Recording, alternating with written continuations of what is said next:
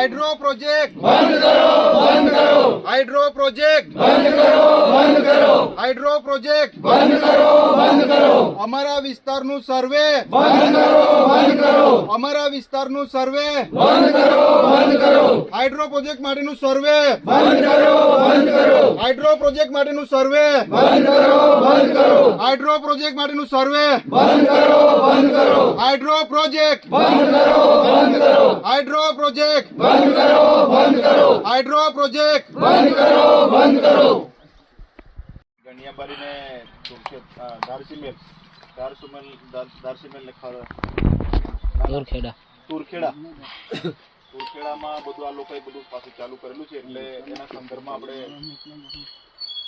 આગળ કેવી રીતના આપણે પ્લાનિંગ કરી શકીએ ને એમની સામે આપણે કેવી રીતના લડત આપીએ કે એની ચર્ચા કરવા માટે આપણે બધા ભેગા થયેલા છે। તમે જોયું હશે પેલી વાડિયામાં આપણે થયું ખૂબ ઘર્ષણ થયું બરાબર। લોકોએ જાણ્યું છે કે આ જગ્યા પર આ પરિસ્થિતિ આવીને ઊભી છે છતાં પણ લોકો નીકળવા રાજી નથી। ધારસીમેલમાંથી કેટલા જણા આવ્યા છે? નથી આવ્યા ને? કોઈ નહીં આવ્યું ને ધારસીમેલ? હા, ધારસીમેલના ત્રણ વ્યક્તિ આવ્યા છે। ધારસીમેલનું આવ્યું છે, તલાવના આવ્યા છે, ધારસીમેલના ગામના લોકો 3 જણા આવેલા છે, 3 ભાઈઓ છે આપણા। તો નીકળવું પડે ને, બરાબર ને? હવે આ દાદુભાઈ છે, મેજવા જતનભાઈ છે, આ બધા કરણભાઈ છે, આ બધા લડવાવાળા માણસો છે। એકલો માણસ નહીં લડી શકે। બાપ દાદાની જમીન જો બચાવવું હે ને તો એકતા બતાવવી પડશે। આટલી મોટી સરકાર છે, 1-2 માણસને ખોટા જેલ કરાવે અને જેલમાં પૂરી દે, જેલમાં રહેવા તૈયાર છે અમે સમાજને કે આગેવાનને છૂટેલા પ્રતિનિધિ તરીકે, બરાબર ને? એ પછી એ ચૂંટણી ને આગેવાનને પછી છે જ આપણને કોઈ મોહ માયા નથી કે આપણે આગેવાન બન્યા છે ને ચૂંટણીમાં જ રાજનીતિમાં જ આજીવન રહીએ આપણે, એવું નહીં। ખેતીવાડી વાળા માણસો છે આપણા, પણ આગેવાન સમાજના લોકોએ વોટ આવેલા છે એટલે તમારી લીડરશિપ કરવા માટે અમે સક્ષમ છે, પણ એકતા બી બતાવવી પડે ને। કાલ ઉઠીને જેલમાં પૂરી દે, અમારે નહીં બૈરા છોકરા છે, નાના છોકરા છે, અને અહીંયા પછી કોઈ ચકલું નહીં ફરકે તો પછી પ્રશ્ન અહીં ઉભો થાય છે। એટલે એકતા બતાવવી પડશે। ગામે ગામ 62 ગામના લોકોએ રસ્તા પર નીકળી આવવું પડે અને પછી આપણે બચાવવું પડે જળ જંગલ જમીન આપણા બાપ દાદાની વર્ષોથી। બાકી આ સરકાર છે મફતના ભાવે પડાવી લેવાનો ઈરાદો છે। હમણાં કીધું એમ બધું ઘણું બધું થઈ ગયું છે અહીં ગાડી, પણ સરકારને માનવું પડે। શું કરવા માનવું પડે કે બંધારણ, દેશના બંધારણથી કોઈ મોટું નથી, બરાબર ને? દેશના બંધારણે આપણને અધિકારો આપેલા છે, રાઈટ આપેલા, આટલો બધો પાવર આપેલો છે, અને બંધારણની અંદર તમે દરેક જગ્યા પર સુપ્રીમ કોર્ટના જજમેન્ટો આવેલા છે, બધી જગ્યા પર કીધેલું છે કે વિધાનસભા બી નથી મોટી અને લોકસભા પણ નથી, ગ્રામસભા બધો કરતા મોટી છે, સર્વોપરી છે, બંધારણની અંદર એમ કીધેલું છે। તો બરાબર ને? આ પાવર આપણે જાણવો પડે અને ફોલો કરવું પડે। અને ખાસ કરીને સરપંચોને અમે ટેલિફોનિક જાણ બધાને કરેલી છે। અહીં ગામનો મુખ્ય જ દેખાઈ નહીં પડતો તો પછી એનો શું મતલબ છે?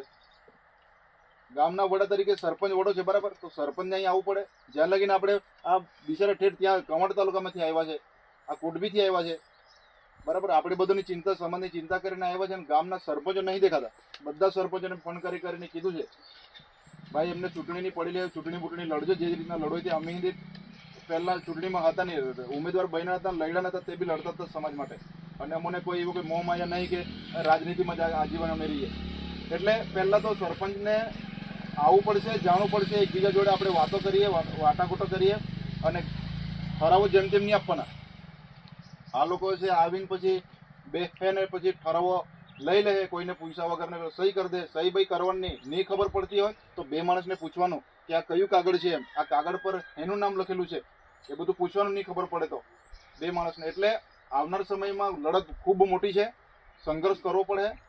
બાકી અહીં ગાડી આપણે ખબર છે અહીં બધી કંપનીઓ નખાય, આ માન આ બધા ટુકડા દેખાય છે, 5-10 મણ કપા થાય, અહીં ગાડી થાય ને પેલી કંપનીઓ નાખે અહીં ગાડી કપા બી નહીં પાકે આપણે। એટલે કહેવાનો મતલબ એવો છે કે નીકળવું પડશે, રોડ રસ્તા પર નીકળો, ઉતરી પડો, અને એક જ વસ્તુ સરકારને કહેવાનું છે, અમે તો જ્યારે બધા સ્ટેટમેન્ટ મીડિયાની અંદર છે, અમને જીવા દો, અમને વિકાસ બી નહીં જોઈતો, ના કરો વિકાસ અમને, પણ અમને અમારા લોકોને શાંતિથી જીવા દો। આ માન એક ટુકડો કરીને ખેતી કરીને જીવન નિર્વાહ કરે છે, એ જીવન અમને એ ખેતી કરીને અમને જીવા દો। આવા પ્રોજેક્ટ GMD CBMD અમને જોઈતી નથી એવું અમે કીધું છે। પણ અમે તો કહીએ છીએ પણ તમારે બી એકતા બતાવવી પડશે। અને ભલે તમે આટલા જણ છો પણ અહીંથી મેસેજ આપીને જજો કે અમે વાડિયા ભેગા થયેલા, અને ગામથી બધાને બૈરા પોયરા છોકરાને બધાને જ અમે કહેવાનું છે કે રસ્તા પર નીકળો અને આ વિરોધ કરવાનો છે। અને એક જ વસ્તુ, વાતની એક વાત આ પ્રોજેક્ટ અમને ક્યારેય જોઈતો નથી જોઈતો ને નથી જોઈતો જ. બસ આ જ કહેવાનું છે. અને વધારે માહિતી માટે આ જતનભાઈ પણ આપણે વચ્ચે આવેલા છે, કરણભાઈ છે, દાદુભાઈ છે, તારા ચૂંટાયેલા બધા જ આગેવાનો અહીંયા આવેલા છે. તો ફરીથી કહું છું, એકતા બતાવજો, એકતા વગર કશું નથી. આવનાર સમયમાં એ લોકોની સામે આપણે ઉતરવાનું છે મેદાનમાં વિરોધ માટે. તો બધાને મેસેજ આપું છું કે જાણ કરજો બધાને. આ બાજુ છૂટી ઉંમર છે, ખેદા છે, કુપા છે, ગણિયાબારી છે, સાંકડીબારી છે, આ બાજુ કુકડદા છે, પીસાઈદા છે, વાડિયા, કેવડી, ધારસીમેલ, બધાને જ બધા જ ગામમાંથી આ તલાવના ભાઈઓ આવેલા છે. એ પણ મેસેજ આપશે. એ બાજુ અમે ગયા હતા એટલે નીકળવાનું છે વિરોધમાં એમ કે છે. એટલે તમે પણ બધા મેસેજ આપજો. બસ આ જ વાત કહું છું. ધન્યવાદ.